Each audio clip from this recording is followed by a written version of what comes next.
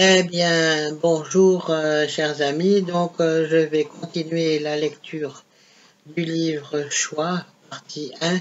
Et là, je vais reprendre la lecture au niveau d'exemple de la polarité négative avec un exemple Gengis Khan.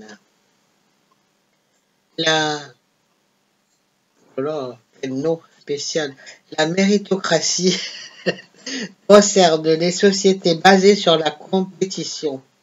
Système selon lequel le mérite doit déterminer la position sociale.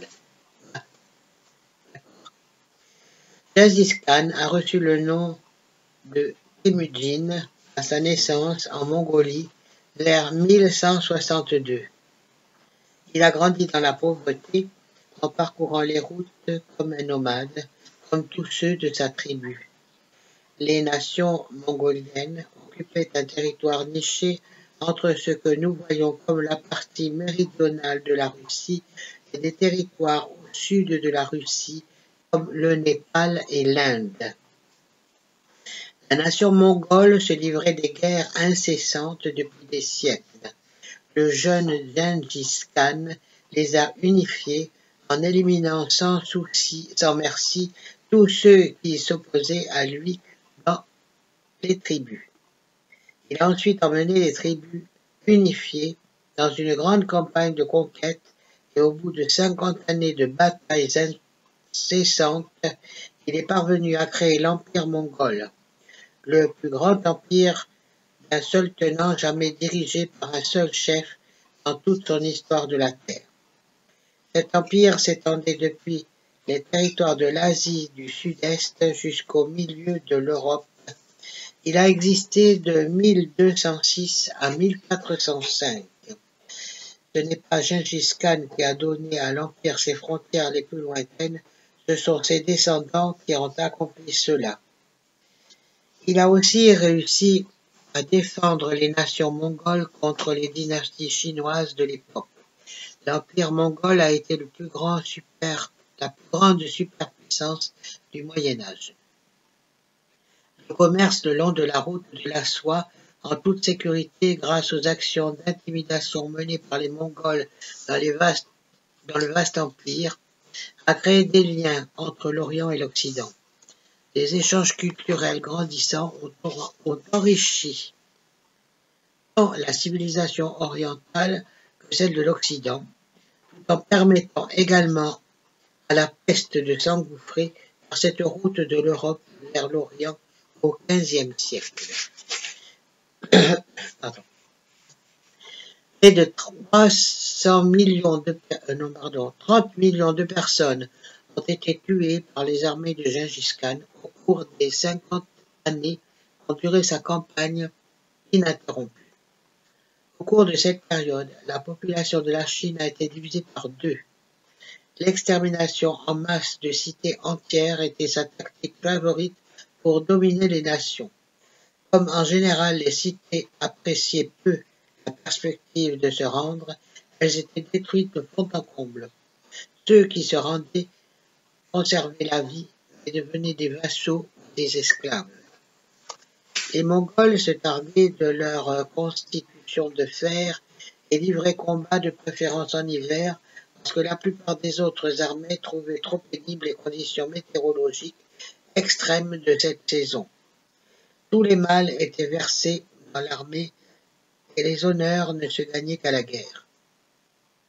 Les habitudes de compétition et de guerre parmi les Mongols ont rendu efficace la méthode méritocratique adoptée par Gengis Khan. Il y avait constamment des réorganisations du pouvoir selon les succès sur les champs de bataille. La discipline était rigoureuse, si rigoureuse qu'en général, même les plus pauvres, les plus démunis, étaient en sécurité sur les routes de l'Empire. Les manques à la discipline étaient punis de mort, même les petites infractions. C'était un règne de pure terreur. La terre n'a pas produit de nombreux exemples de malpure. Gengis Khan compris, rien que le groupe Ra ait affirmé qu'il était monté de niveau dans le service de soi, de sorte que sa polarité doit avoir atteint 5% au moins encore du service d'autrui. Il s'est efforcé de faire des choses positives, cependant.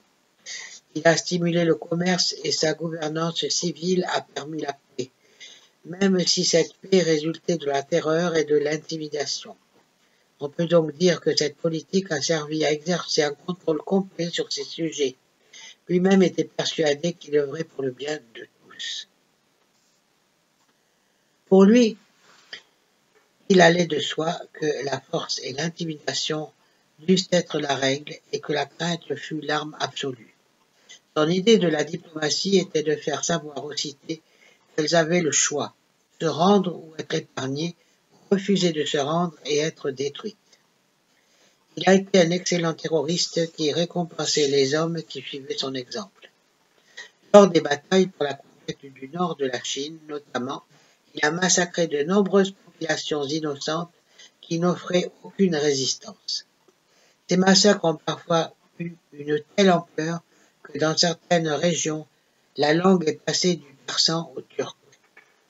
Dans certaines régions de Chine, la destruction a été telle qu'il ne reste plus aucune trace des origines. Il ne reste aucune biographie de ce personnage. Il a été un chef élevé par la pauvreté et les privations. On dit qu'il était de nature très méfiante, mais une fois accepté un allié subordonné.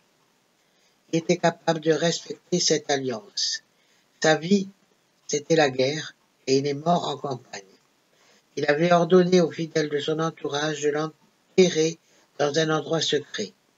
C'est ce qu'ils ont fait, et ils ont mis à mort tous ceux qui connaissaient l'endroit où il avait été inhumé, qui cherchaient à savoir.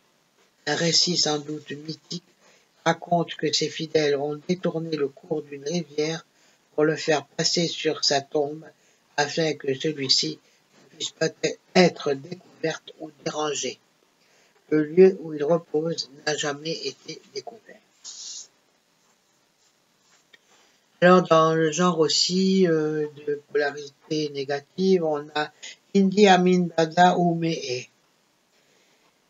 I met a traveler from an antique land who said, two vast and twinkling legs of stone stand in the desert near them on the sand.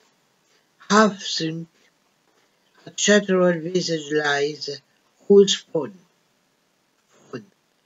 and wrinkled lip and sneer of cold command.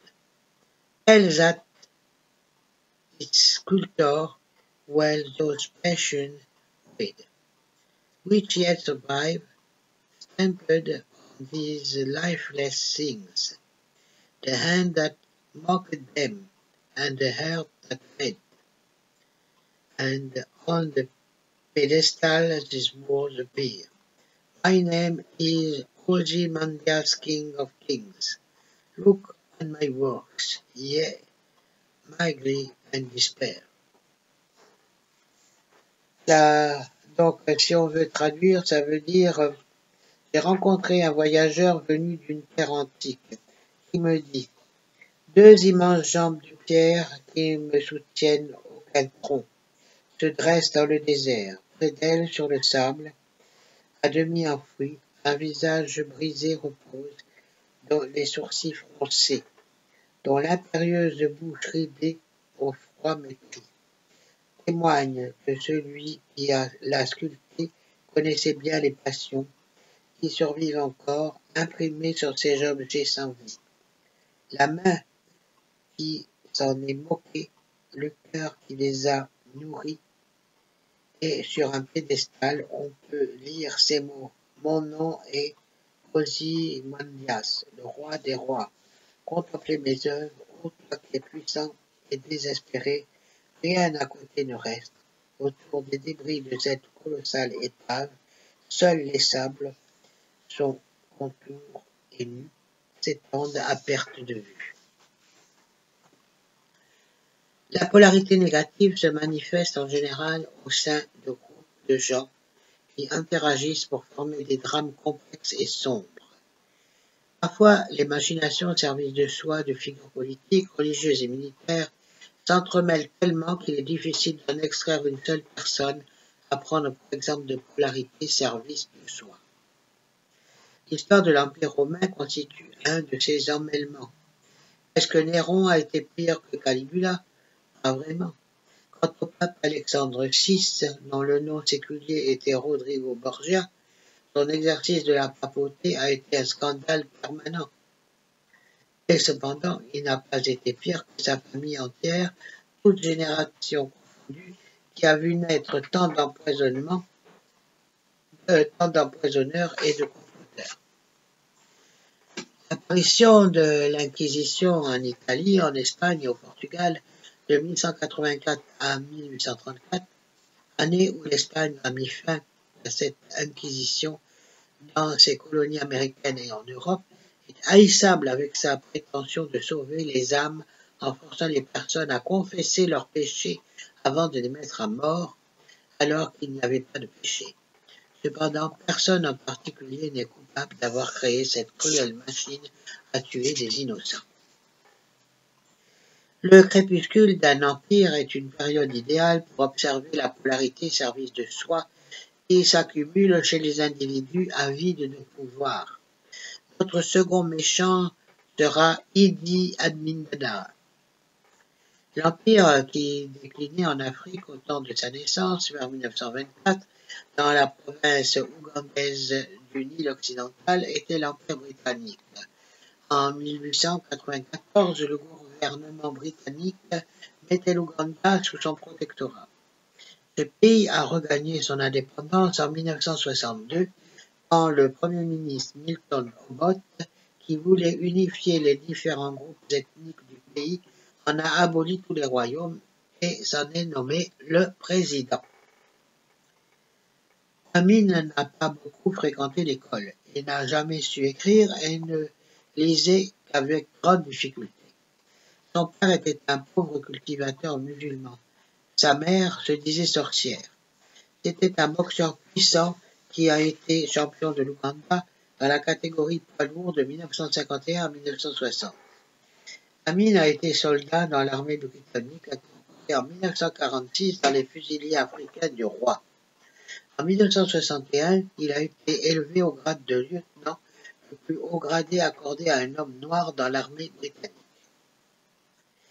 Cette année-là, il a mené des troupes dans le nord de l'Ouganda pour mettre fin à des vols de bétail. Pour arriver à ses fins, il a torturé, battu à mort, enterré vivants les suspects. Il n'a pas été poursuivi par la justice car tout ce qui importait à l'Ouganda, c'était d'unifier le pays afin de pouvoir se libérer du joug britannique. Obote, d'abord Premier ministre puis président de l'Ouganda, avait vu en Amin Dada un allié utile qui avait mis fin à une autre mutinerie à Jinja en 1964. Il était devenu un lien indispensable entre l'Ouganda et Israël pour l'acquisition d'armes. Quand Obote et Amin ont eu des ennuis liés au trafic d'or, les choses se sont gâtées. Les deux hommes ont comploté l'un contre l'autre et en 1971, Amin a réussi un coup d'État sans verser de sang, accusant Obote de corruption et de crimes contre l'État. Amin a alors promis aux Ougandais toutes sortes de choses légitimes. Il a affirmé qu'il n'était qu'un homme très humble, dont le seul souci était son pays bien-aimé. Mais dès qu'il a été élu président, il a fait exécuter un grand nombre d'officiers de l'armée dont il était persuadé qu'ils étaient restés fidèles à Obote. Il a chassé du pays tous les Britanniques qui touchaient de près ou de loin au gouvernement de l'Ouganda avant l'indépendance. Leurs biens ont alors été donnés à ses copains militaires. En 1972, Amin décida qu'il voulait faire de l'Ouganda un vrai pays noir. Il fit expulser 80 000 Indiens et Pakistanais. Il paracheva sa séparation avec la domination britannique en rompant ses relations avec Israël et en s'alliant à l'Organisation de libération de la Palestine. Amin poursuivit sa campagne destinée à éliminer les partisans d'Obote et les tribus rivales en tuant près de 300 000 personnes. Dans ce nombre étaient compris des ministres du gouvernement ougandais, des membres de la Cour suprême, des diplomates, des enseignants, des fonctionnaires, des membres du clergé, des médecins, des banquiers, des chefs tribaux, des directeurs d'entreprise, des membres de la presse et de nombreux citoyens ordinaires. La taille de l'armée s'est considérablement accrue.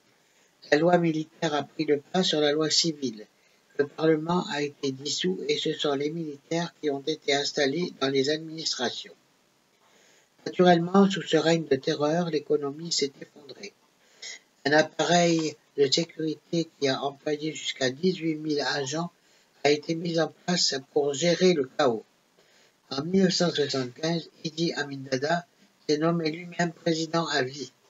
Il gouvernait par décret et ses provocations ont fait dire au président des États-Unis, Jimmy Carter, que les politiques menées par Amin dégoûtaient le monde libre.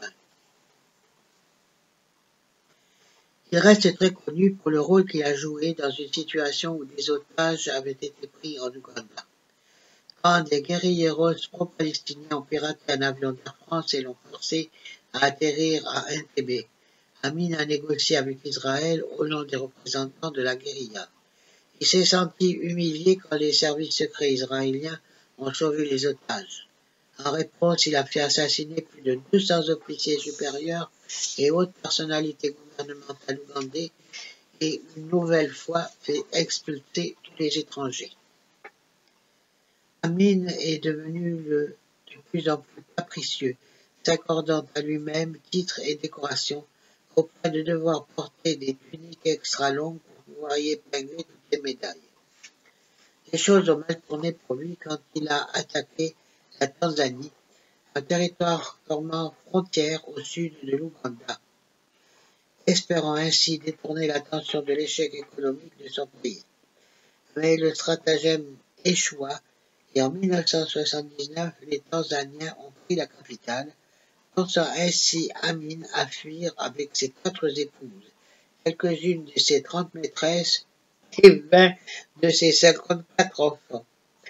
Les Saoudiens lui ont accordé une confortable retraite en lui procurant services et complaisances de toutes sortes. Amin est mort en 2003 de mort naturelle. L'impérieuse bouche ridée au froid mépris n'était plus. Le tribut de l'Ouganda, plus de 300 000 morts en 8 ans, un taux annuel d'inflation de plus de 200%, l'agriculture, l'industrie et le commerce de son pays ruinés. Au cours d'une interview donnée peu de temps avant sa mort, Idi Amin Dada a affirmé qu'il méditait beaucoup sur le Coran et qu'il était plus heureux que quand il était président. Il n'a jamais exprimé le moindre regret de ses actes. Maintenant, on en vient à l'Europe avec Adolf Hitler, interlocuteur. Qu'est-ce qu'il advient des gens comme Hitler qui paraissent avoir suscité des tas d'ennuis sur notre planète? Je suis Latvi et j'ai pris connaissance de ta demande, ma sœur.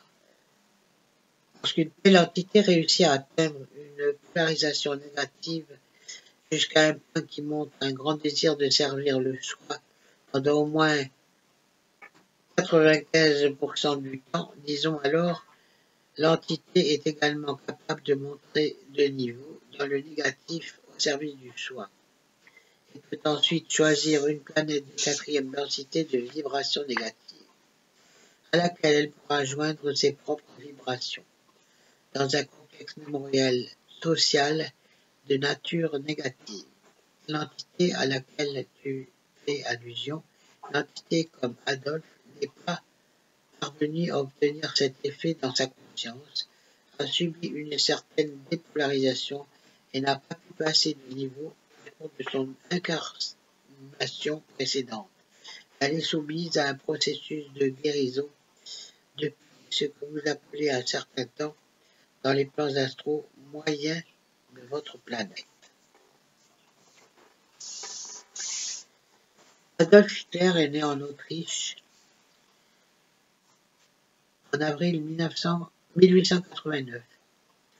Il était le fils illégitime d'un agent de douane, Alois Schicklgrube, et déclara pour être sa mère qu'il le chérissait. Il avait 6 frères et sœurs, plus un demi-frère et une demi-sœur issus de 2 premiers mariages de son père. Seul Adolphe et une de ses sœurs Paula ont survécu dans sa famille immédiate, les autres étant décédés dans la petite enfance. Le nom de famille Hitler a été choisi par son père, Alois, en 1876. C'était le nom de famille du beau-père d'Alois décédé bien avant la conception d'Adolphe. Mais comme le fonctionnaire de l'état civil n'était pas au courant de la situation, Alois a pu devenir Alois Hitler, Adolf Hitler, et s'est appelé Schicklgruber jusqu'à la trentaine, quand il a découvert qu'il n'était pas excellent d'avoir un nom de consonance juive.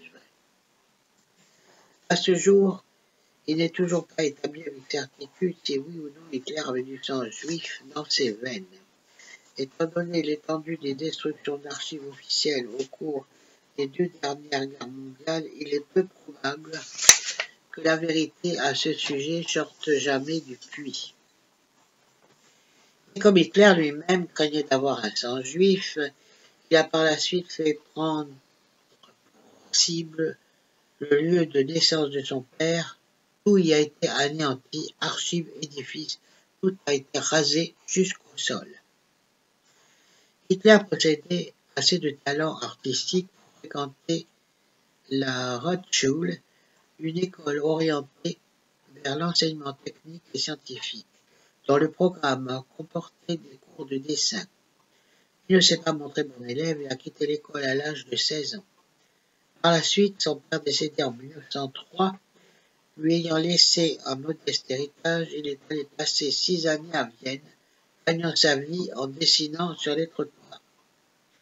Dès 1909, ayant dépensé tout l'argent de son héritage, il a dormi dans des homes pour sans-abri soutenus financièrement par des philanthropes juifs. C'est pendant ces années qu'il a développé ses préjugés irraisonnés contre tout ce qui était juif, bien qu'il ait été logé et nourri par des juifs, ou peut-être à cause de cela. Il a fui Vienne pour éviter la mobilisation générale lancée en 1913, mais a été retrouvé par les autorités militaires et incorporé dans les tranchées pendant près de 4 ans, jusqu'au moment où il a été gazé en 1916. Guéri de ses blessures de guerre, Hitler fut ensuite recruté par le gouvernement allemand affaibli à titre d'agent de renseignement en infiltrant un groupe de droite nommé Parti travailliste allemand.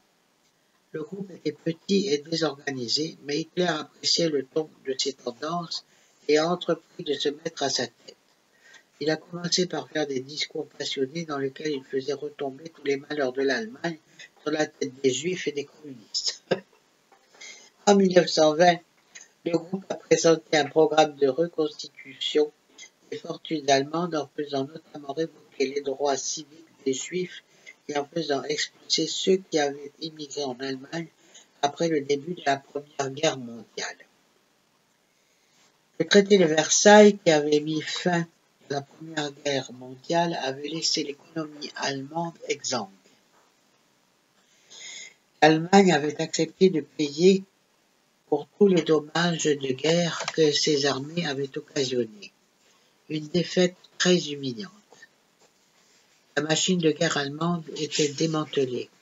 Les citoyens étaient désorientés et sans emploi, désespérément pauvres et prêts à tout mettre sur le dos d'un bouc émissaire. Les discours démagogiques d'Hitler les réconfortaient. La solution semblait simple, éliminer les Juifs pour faire disparaître tous les ennuis de l'Allemagne. Hitler, autrichien de naissance, était devenu un patriote et un militaire allemand, bien que la nationalité allemande ne lui ait été accordée qu'en 1932. Pour lui, les civils qui avaient rédigé le traité de Versailles avaient regardé l'Allemagne dans le dos et lui avaient fait donner bien plus qu'elle aurait dû. C'est aussi le point de vue d'autres petits Allemands rivaux de droite. Hitler mena bien son jeu politique et parvint en fin de compte à unir les petits partis sous son commandement. En 1921, il était présenté à un congrès comme le Führer du Parti socialiste national. Hitler se détourna alors un moment de sa carrière politique, estimant peu judicieusement que son petit parti bénéficiait de suffisamment de soutien populaire pour réussir un coup d'État dans la République de Weimar en 1923. Sa révolution s'est terminée promptement et a coûté la vie à 12 personnes. Hitler fut condamné à 5 années de prison, mais il est en fait resté emprisonné moins d'une année. C'est en prison qu'Hitler a écrit le premier volume de Mein Kampf, ouvrage qui, au fil des ans, a été vendu à plus de 10 millions d'exemplaires, ce qui lui a valu de substantielles commissions sur lesquelles il n'a jamais payé de taxes. Sa dette fiscale d'un demi-million de Reichsmark a été effacée quand il est devenu le chancelier de l'Allemagne. J'ai entendu pas mal de rumeurs sur les activités occultes supposées de Hitler. Il a été dit qu'il était versé dans les arts occultes, mais bien que certains de l'entourage d'Hitler aient certainement trempé dans l'occulte, lui-même avait une vue plutôt simpliste de ce qu'il faisait. Il préconisait un christianisme positif, dans lequel Jésus était vu comme un adversaire des Juifs. Pour lui, le plus pur et le meilleur de tous les pédigrés possibles était la souche aryenne, allemande, aux yeux bleus et aux cheveux blonds. Il ne voulait pas que le sang aryen soit affaibli en le mélangeant à celui d'aucune autre race.